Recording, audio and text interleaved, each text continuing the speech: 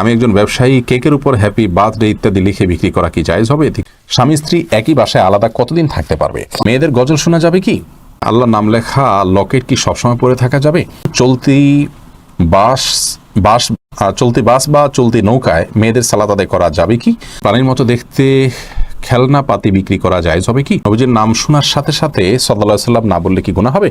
উভয় পক্ষের বাবা মা বেঁচে না থাকলে বিবাহের নিয়ম তরিকা কি হবে? শারমিন লিজা আপনি লিখেছেন, স্বামী স্ত্রী একই বাসায় আলাদা কতদিন থাকতে পারবে? এটা একান্ত তাদের বিষয়। শরীয়ত এখানে কোনো দিনক্ষণ ঠিক করে দেয়নি যে স্বামী স্ত্রী একই বাসায় থাকলে এর বেশি দিন তারা আলাদা থাকতে পারবে না। তবে তাদের আলাদা থাকাটা এটা প্রশংসনীয় নয়। স্বামী স্ত্রীর মধ্যে যত বেশি ভালোবাসা থাকবে, মিল মোহাব্বত থাকবে, আল্লাহ রাব্বুল আলামিন তাদের প্রতি তত বেশি সন্তুষ্ট হবেন। স্বামী স্ত্রীর মধ্যে বিচ্ছেদ, দূরত্ব এটা আল্লাহর সবচেয়ে অপছন্দনীয় কাজ, শয়তানের সবচেয়ে পছন্দনীয় কাজ। এজন্য একই বেশে তারা পৃথক কেন থাকবে? হ্যাঁ, যদি তাদের যৌক্তিক কারণে থাকে, যেমন বাচ্চা আছে, মা দেখেন, বাবা হয়তো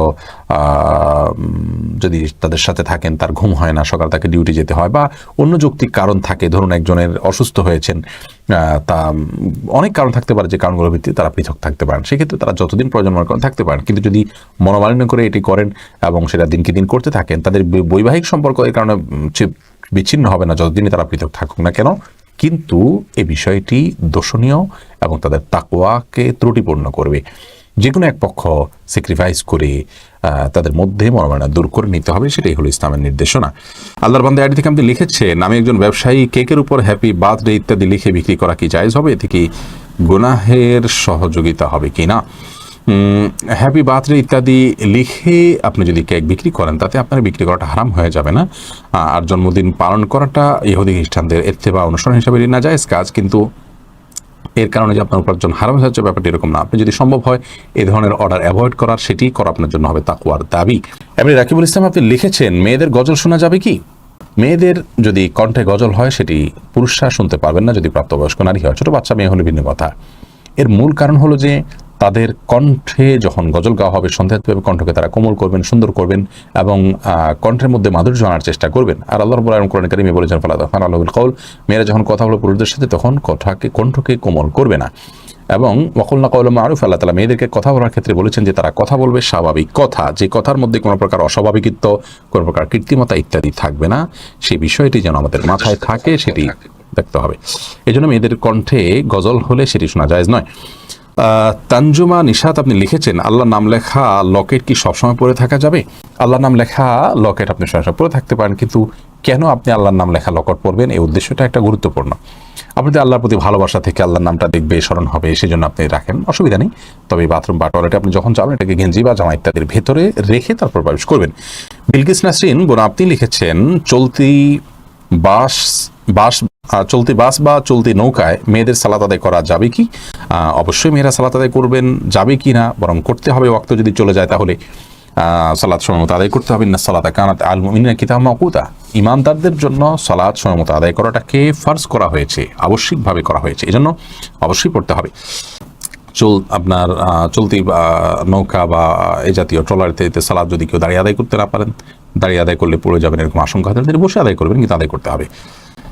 এমনি মেহরাব আপনি লিখেছেন, প্রাণীর মতো দেখতে খেলনা পাতি বিক্রি করা জায়েজ হবে কি? খেলনা হিসাবে বাচ্চাদের এগুলো প্রাণীর ব্যবহার জায়েজ আছে কিনা, এটা নিয়ে ওলামা ইকরামের মধ্যে মতপার্থক্য আছে। অনেক ওলামা ইকরামগণ এটাকে জায়েজ বলেন, যেহেতু আমাদের আয়েশা রাদিয়াল্লাহু আনহা পুতুল দিয়ে খেলা করেছেন এবং সাহাবীদের মধ্যে এরকম ঘটনা ঘটেছে, নবী সাল্লাল্লাহু আলাইহি ওয়াসাল্লাম নিষেধ করেছেন বলে বর্ণিত হয়নি, সেটার উপর ভিত্তি করে তারা বলেন যে জায়েজ আছে। আবার অনেক ওলামা ইকরাম নিষেধ করেন এবং সেক্ষেত্রে বলেন যে হয়তো তারা সাহাবীরা যে খেলেছেন সেই খেলনায় হয়তো আপনার পুতুলের শেপ ছিল, কিন্তু চোখ কান ইত্যাদি দিয়ে পূর্ণাঙ্গ পুতুল ছিল না। একটা মানুষের যা যা থাকে সেগুলো আসলে মৌলিক অঙ্গগুলো হয়তো ছিল না। তো এরকম যদি পুতুল হয় সেটা করা যেতে পারে। আর পূর্ণাঙ্গ পুতুল হলে সেটির অ্যাভয়েড করা, সেটির ব্যবহার না করাটাই হলো নিরাপদ। ঘরে ফেরেশতা আসে না এই সমস্ত পুতুলের কারণে। এমনি আতিক হোসেন আপনি লিখেছেন, নবীজির নাম শোনার সাথে সাথে সাল্লাল্লাহু আলাইহি সাল্লাম না বললে কি গুনাহ হবে? কোনো মজলিসে যদি নবী আলাইহিস সালামের নাম উল্লেখ করা হয়, একবারও যদি কেউ দুরূদ পাঠ না করেন, তাহলে সেক্ষেত্রে তিনি গুনাহগার হবেন। আর যদি জীবনে একবারও তিনি দুরূদ পাঠ না করেন, তাহলে তিনি তো ফরজ তরক করেছেন। আর একই মজলিসে বারবার যদি নবী সাল্লাল্লাহু আলাইহি সাল্লামের নাম উল্লেখ হয়, তাহলে প্রথমবার উল্লেখের পর পরবর্তী পারগুলোতে করলে সব হবে, আল্লাহ তাআলা 10 বার তার প্রতি রহম নাজিল করবেন, আর না করলে গুনাহগার হবেন না। প্রিয় নবী সাল্লাল্লাহু আলাইহি সাল্লামের প্রতি দুরূদ প্রেরণ করলে, তার নাম শোনার সঙ্গে সাল্লাল্লাহু আলাইহি সাল্লাম বললে বা তার জন্য সালাতু সালাম পেশ করলে আমরাই মানে লাভবান হব, আমরাই উপকৃত হব। এতে নবী আলাইহিস সালামের কোনো উপকার হোক বা না হোক, আমাদের উপকারটা হবে, সেটাই হলো মূল এবং মুখ্য বিষয়। এস এম রেজওয়ানুল খান আপনি লিখেছেন, উভয় পক্ষের বাবা মা বেঁচে না থাকলে বিবাহের নিয়ম তরিকা কি হবে? অভিভাবক হিসাবে বড় ভাই আছেন, বড় ভাই না থাকলে চাচা আছেন, পরবর্তী যে স্টেপের অভিভাবক আছেন সে সমস্ত অভিভাবকদের মাধ্যমে বিবাহের অ্যারেঞ্জ করবেন।